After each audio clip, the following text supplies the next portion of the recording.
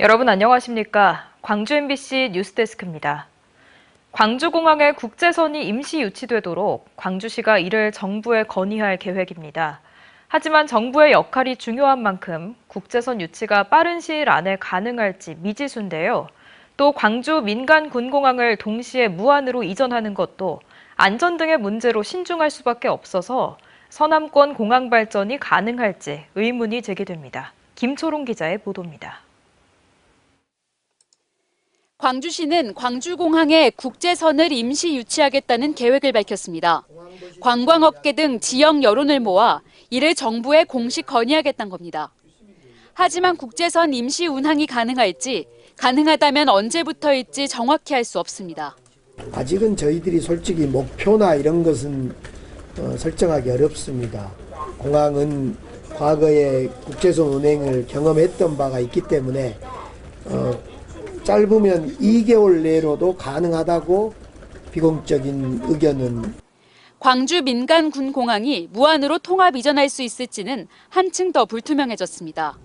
지난 6일 김영록 전남도지사가 이 문제를 빨리 매듭 짓자고 했지만 광주시는 속도가 아닌 물리적 안전, 심리적 안정을 강조했습니다.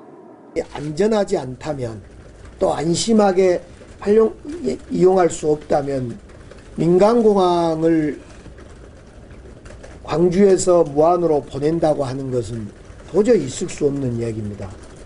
광주시는 또 무안공항이 서남권의 관문공항으로 도약하기 위한 정부의 단계적 계획까지 필요하다고 덧붙였습니다. 정부의 적극적인 역할을 기대하기 어려운 상황에서 전남도와 협의 없이 이 같은 입장을 발표한 겁니다. 여기에 최근 한 시민단체가 광주공항과 무안공항의 노선을 달리하자고 주장하기도 해 공항 문제가 새로운 국면에 접어들 수 있다는 가능성도 비칩니다. 광주공항은 국제선 여객 중심공항으로, 무안공항은 물류 특화공항으로 발전해야 하며 군공항 문제는 소음 저감, 보상 강화. 광주공항 국제선 임시 유치, 무안으로의 이전 등 어느 것 하나 쉽게 풀리기 힘들어 서남권 공항 발전은 묘연해졌습니다. MBC 뉴스 김초롱입니다. 뉴라이트와 보수 성향 인사로 시끄러웠던 여순 사건 진상조사 보고서 작성 기획단이 다시 논란에 휩싸였습니다. 기획단에 윤석열 대통령 변호인단 소속 변호사가 포함된 걸로 알려지면서 반발이 일고 있는데요. 유족들은 기획단을 새로 구성할 것을 촉구하고 나섰습니다. 김단비 기자입니다. 2023년 12월 여순 사건 진상조사 보고서 작성 기획단은 15명 규모로 출범했습니다. 당연직이 5명, 위촉직이 10명입니다. 2년 사이 위촉직 2명이 사임하며 현재는 13명이 활동하고 있습니다. 여순 사건 특별법의 핵심이자 진실 규명 활동의 최종 결과물인 보고서 작성을 담당하는 기획단에 최근 김계리 변호사가 단원으로 참여하고 있는 사실이 확인됐습니다. 김 변호사는 윤석열 대통령 탄핵 심판 변호인단입니다. 여순 사건 유족들은 여순 사건의 축소와 왜곡을 우려하며 반발하고 있습니다. 대한민국 최초 비상계엄으로 수많은 무고한 민간인이 학살된 여순 사건의 진실을 밝혀야 할 단원이 불법 계엄을 옹호하는 변호인을 맡은 건 정치적 중립을 위반했다는 겁니다. 가해자 측을 대변할 수 있는 그런 사람들이 다수 포함되다 보니까 이건 어떻게 보면은 사건을 좀 왜곡 축소하려는 의도가 강하게. 여순 사건 진상조사 보고서 작성 기획단은 출범부터 논란이 끊이지 않았습니다.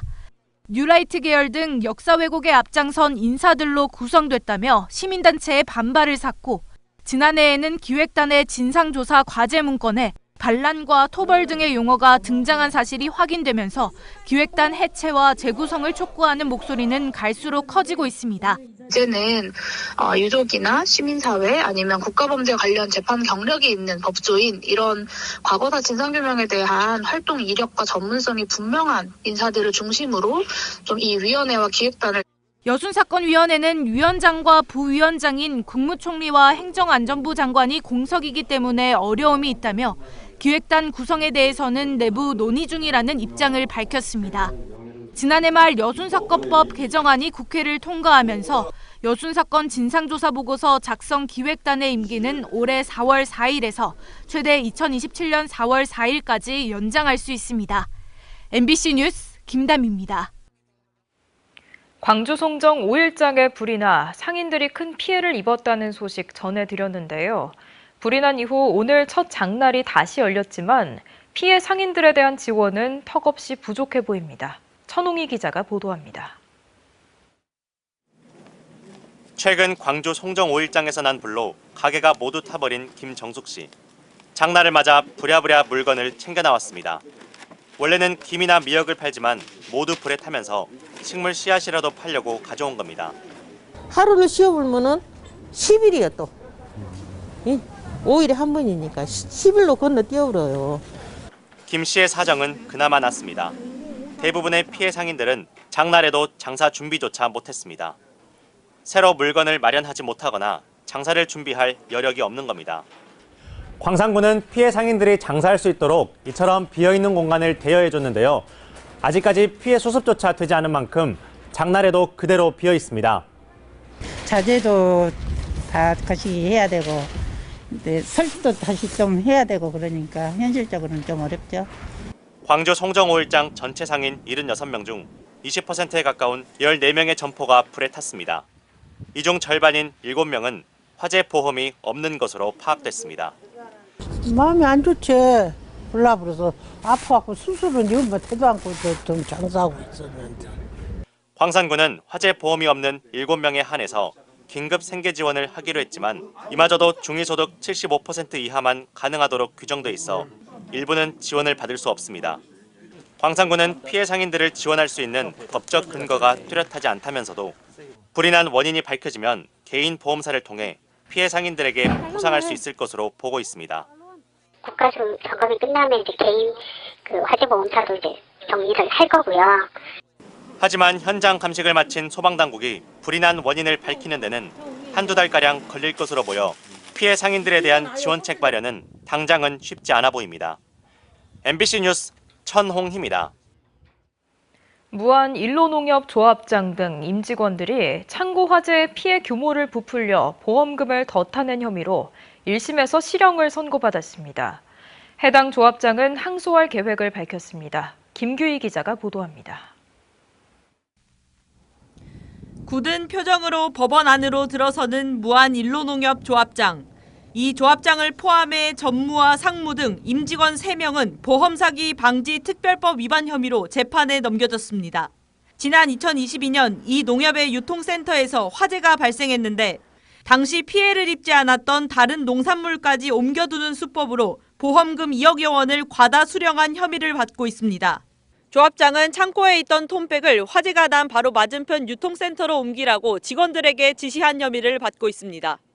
법원은 조합장과 전무에게 징역 1년 6개월 실형을, 상무에게는 징역 8개월의 집행유예 2년을 선고했습니다. 보험금 과다 청구에 필요한 서류를 제공한 혐의의 미국 업체 대표도 징역 6개월의 집행유예 2년을 선고받았습니다. 재판부는 이들이 주고받은 문자 등을 주요 증거로 삼았습니다. 조합장 지시를 받은 전무가 유통센터 직원 등에게 화재가 난 창고로 농산물을 옮기라고 구체적으로 지시했다는 겁니다.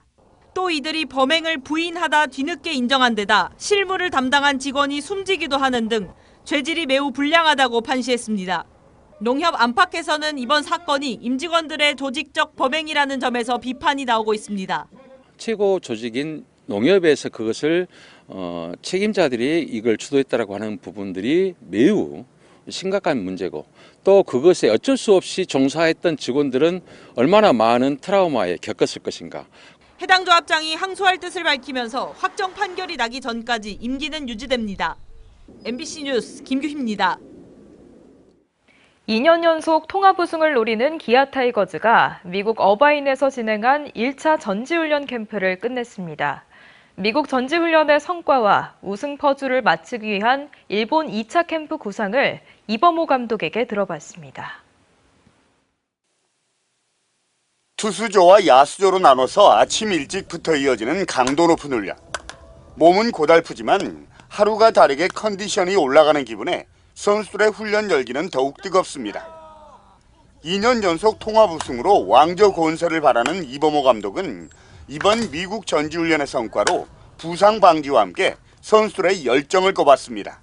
부상 없이 캠프를 잘 마칠 수 있어서 가장 좋은 성과라고 생각을 하고, 투수들도 그렇고 야수들도 그렇고 굉장히 몸을 잘 만들어 왔기 때문에 시즌을 준비하는 데 있어서 좋은 컨디션으로 들어갈 수 있을 것 같아서. 특히 새로운 외인 타자 패트릭 위즈덤이 1루에 잘 안착할 경우 중심 타선의 무게감은 물론 전체 타선의 시너지 효과가 기대된다며 밝은 전망을 내놨습니다. 또 이에 따라 외야 제자리로 돌아가는 이우성 선수를 비롯해 좌익수 후보들이 제역할만 한다면 우승으로 가는 길이 한결 수월해질 것으로 전망했습니다. 이와 함께 황동화와 김태형, 윤도현 등 젊은 선수들이 괄목할 만한 성장세를 보여 시즌이 기대된다며 전체적인 짜임새는 지난해보다 더 견고해졌다는 평가를 내놨습니다. 젊은 선수들이 굉장히 준비를 잘해온 것 같아서 특히 젊은 투수들이 성장세가 올 시즌에 어떨지 굉장히 저도 기대가 되는 것 같습니다. 미국 전지훈련이 끝난 뒤 오는 21일부터 시작되는 일본 전지훈련에서는 연습 경기 등을 통해서 선수들의 실전 감각을 끌어올리는 데 초점이 맞춰집니다. 특히 올 시즌에는 ABS, 즉 자동 볼 판정 시스템이 지난해보다 낮아지고 투수와 타자들에게 일정 시간 안에 볼을 던지지 않거나 타석에 들어서지 않으면 페널티가 주어지는 피치 클락이 도입되는 만큼 달라진 제도에 맞춘 맞춤형 훈련도 병행하기로 했습니다. 새로 바뀌는 규정이 몇 개가 생겼기 때문에 거기에 또 심판분들이 들어오셔서 할 때 또 어떤 질문을 해야 될지에 대해서도 좀 체크를 해놔. 시즌 개막까지는 이제 한 달여 남았습니다. 선수들의 굵은 땀방울 속에 2년 연속 통합 우승의 꿈이 연그러가고 있습니다. MBC 뉴스 한시구입니다.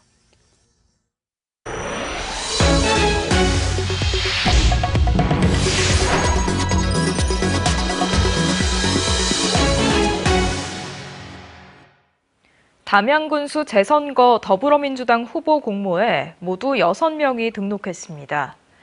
해당 후보들은 윤영덕 전 국회의원, 이재종 전 청와대 행정관, 최화삼 담양 새마을금고 이사장, 김정호 전 담양군 의원, 김종진 담양 미래전략연구소장, 김용주 전 담양군 경제과장입니다. 민주당 공천관리위원회는 이르면 이번 주 서류 심사 결과와 공천 방식 등을 확정할 계획입니다. 담양군수 재선거는 4월 2일 치러질 예정이지만 조기 대선이 확정될 경우 대통령 선거와 함께 치러질 가능성도 있습니다.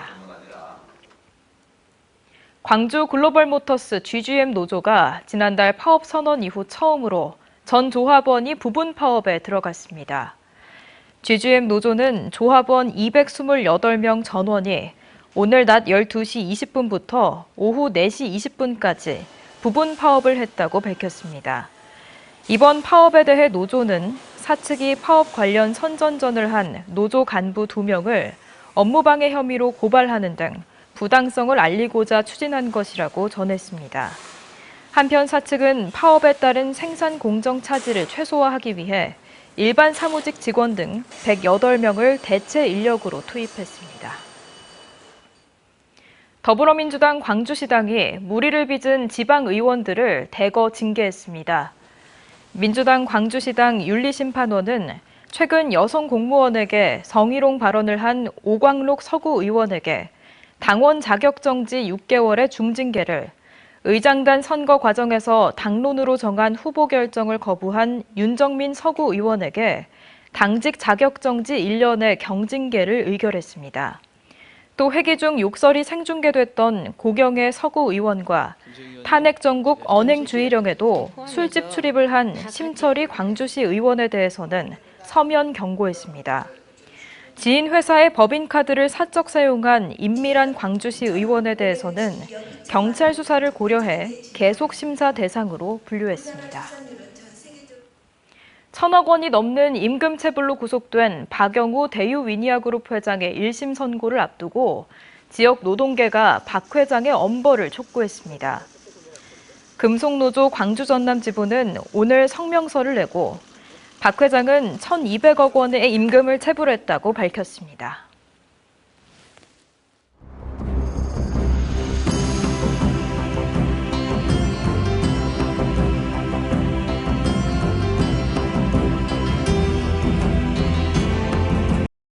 언제 어디서나 내 손 안의 뉴스. 광주 MBC 뉴스 유튜브 구독으로 함께하세요.